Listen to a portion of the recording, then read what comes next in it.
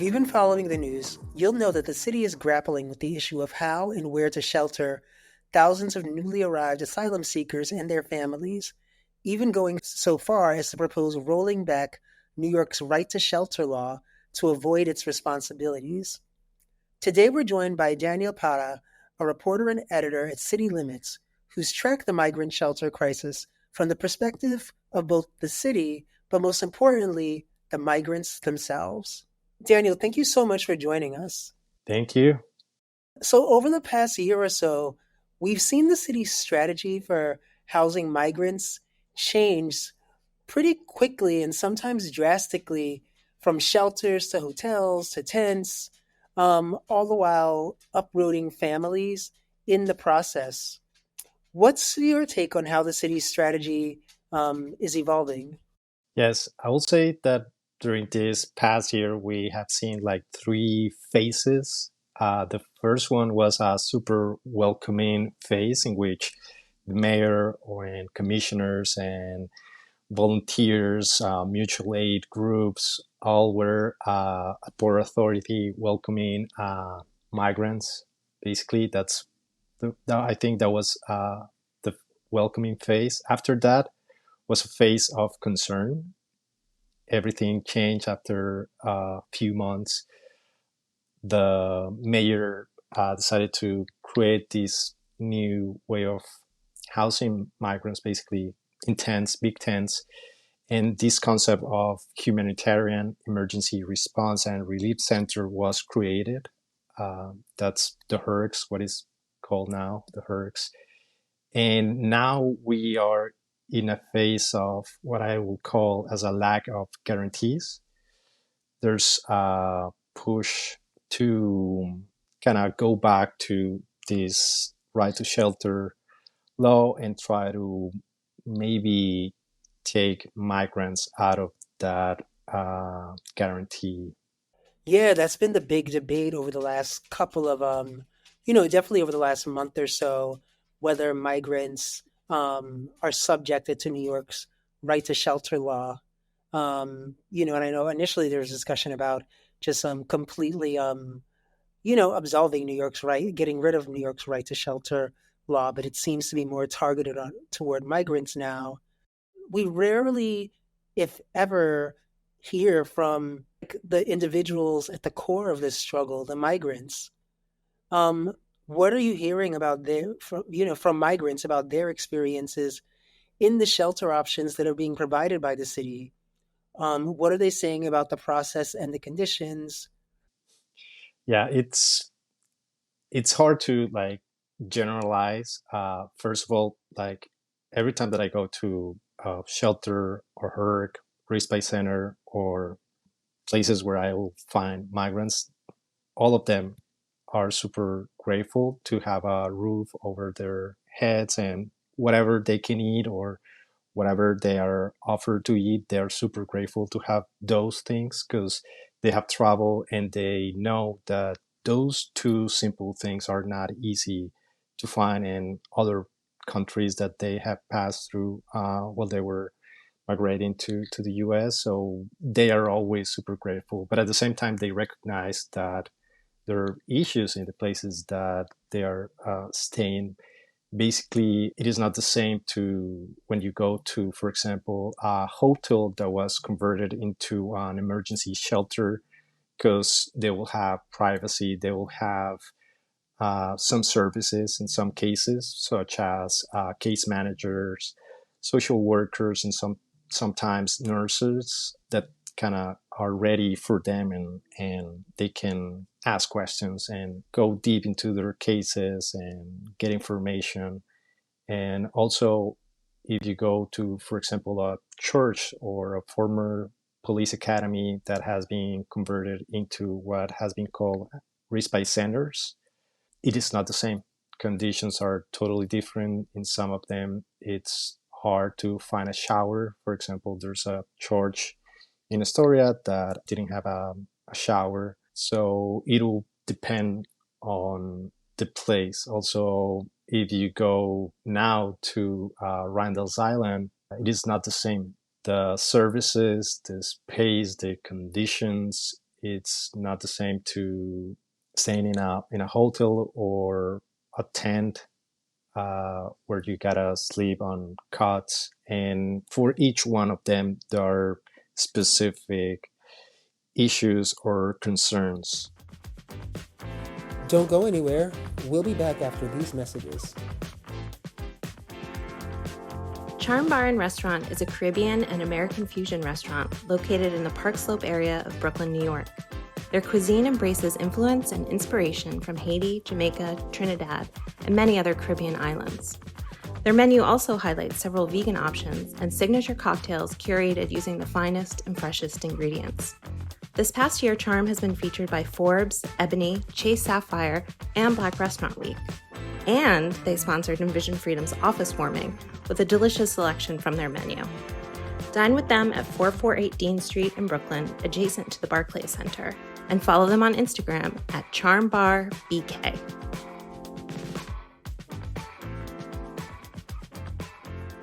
Yeah, I guess like one of the questions I had is, the mayor, and this was a few months ago, he kind of put the call out for like churches and nonprofits to step in and like, if you can house migrants, let us know. We want to talk to you.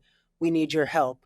I know a lot of organizations responded, but we don't know a lot about those organizations.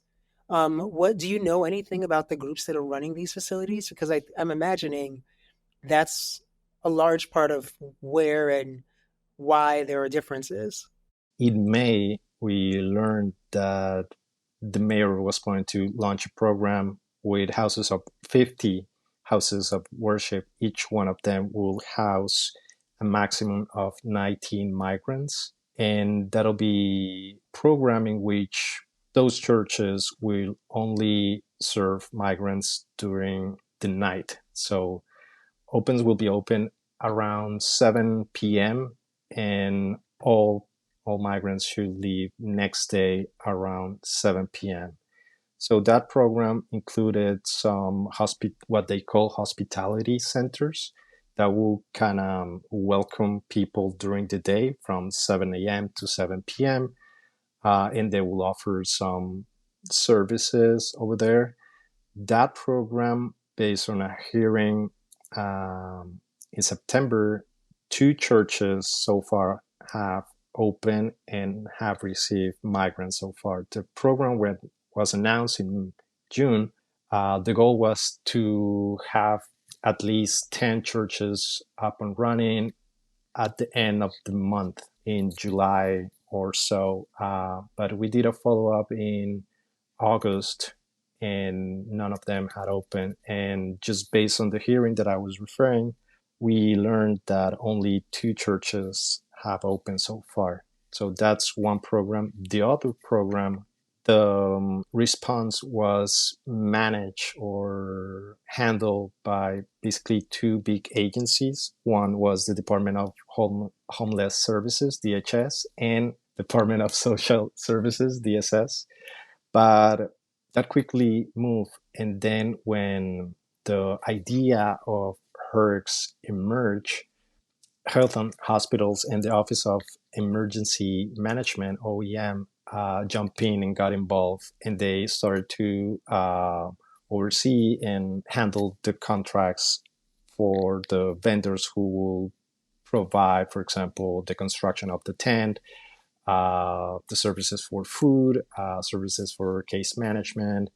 And right now, there's also one more agency involved, which is Housing Preservation and Development. Those are like the big agencies in charge of the response in the city. Don't go anywhere. We'll be back after these messages. Over the last 8 years, Envision Freedom Fund has paid more than $14 million to free close to 6,000 individuals from pretrial jailing or immigration detention. Thank you to all of our donors who help us to pay the too high price for freedom. We know that paying bond will never be enough on its own to end the humanitarian crisis of incarceration and the surveillance of Black, Brown, and immigrant communities.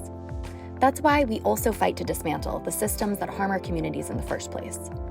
If this sounds like the transformative change that you believe in, you can join us. Visit our website, envisionfreedom.org, or click the link right on our Spotify profile to donate to Envision Freedom Fund. Because freedom for all people will take all of us. Switching gears a little bit, in July, the mayor instituted a 60-day limit for adult migrants in shelters, which has now been reduced to 30 days. Your recent reporting revealed that the city has also been giving asylum-seeking families with children a 28-day voucher to stay in some hotels. Are you seeing the impact of these shelter limits on migrant adults and families, or what impact are these limits having at all? Yeah, as you can imagine, if you have your children in school, if you have found a job close to where you are staying or living for 28 days or so, and if you have made some connections with community-based organizations or people around the area, it all changes. It all changes after these 28 days. The program is called the Hotel Vouchering Program, and it gives a state of only 28 days. After that period, families can return to the city's arrival center, which is located at the Roosevelt Hotel, to receive another placement. And right now, when we publish, a total of 221 households were being sheltered as part of the program. And the hotel in the Bronx, where the families that I talked to were staying, there are like 35 families staying at the hotel as part of this program. As you know, families with children currently make up the majority of asylum seekers and immigrants who have entered the shelter system, and there are more than 44,000 individuals as of August 31st. So yes, there's a lot of changes. This type of voucher program disrupts their families, and in some cases, we'll see these families don't have much information about where to enroll their children, and they're having issues with the food that has been served in the hotel. Wow. So basically, they have to start all over again after the 28 days, which is crazy. Well, one of the things that makes me sad is that so much of the discussion about immigration in New York has become a story of us versus them, especially when we talk about this issue of shelter. When the reality is that there isn't an us and a them. We all want safety and stability for ourselves and our families. And, we see this in the battle to suspend the city's right to shelter rules that will certainly impact newly arrived migrants, but it's also going to impact the large unhoused population that pre-existed the current crisis, that's been protected by this policy since 1981. What responsibilities do you think journalists like you have when it comes to perpetuating or disrupting false narratives like this, like us versus them? What do you hope readers take away from your reporting? I think my job is to report on conditions in which all of us somehow confront inequality. We sometimes think that our, or let's say my issues or the things that are affecting me are only affecting me, and it is hard to connect with other people's issues, and everybody is affected. I think unless you're maybe part of the 0.1% of the population, all of us are touched or affected by inequality.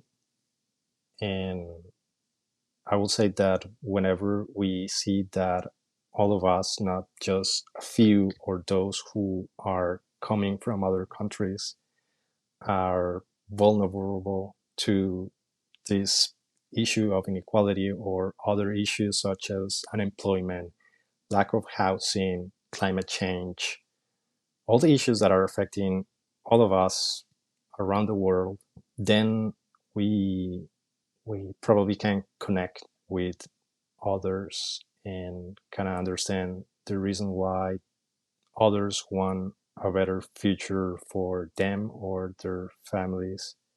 It is basically, or in my view, it has never been a battle between us versus them. It's always a battle between humanity and the big issues such as inequality.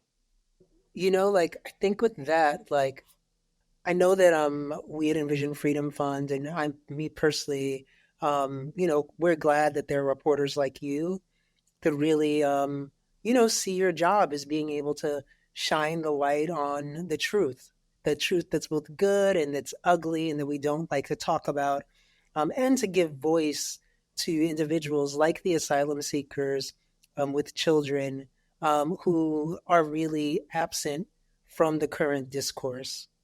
And so, thank you for really being a responsible steward within the media. Thank you. No, thank you. That's what we are supposed to do. I mean, thank you for reading. Of course. And speaking of that, those are all my questions for you. But where can people find your coverage? Basically, right now, you can find all my coverage at citylimits.org. We also publish my stories and some of my colleagues' stories in Spanish. So we have a somehow bilingual media outlet in New York City. Awesome. Thank you so much for joining us on Dismantling Injustice this week. We'll definitely continue to follow your work and follow up with you as more questions arise around this migrant shelter crisis. Thank you so much. And listeners, thank you for joining us this week. Thanks again for joining us. Dismantling Injustice is brought to you by Envision Freedom Fund, an organization that works to transform the immigration and criminal legal systems while meeting the critical needs of individuals impacted by these systems daily. To learn more about our work and donate, visit us at envisionfreedom.org. That's envisionfreedom.org. Our executive producer is Abigail Wolf and hosted by Carl Hammett Lipscomb. That's me. Special thanks to the team at Envision Freedom for being amazing. Until we're all free, peace out.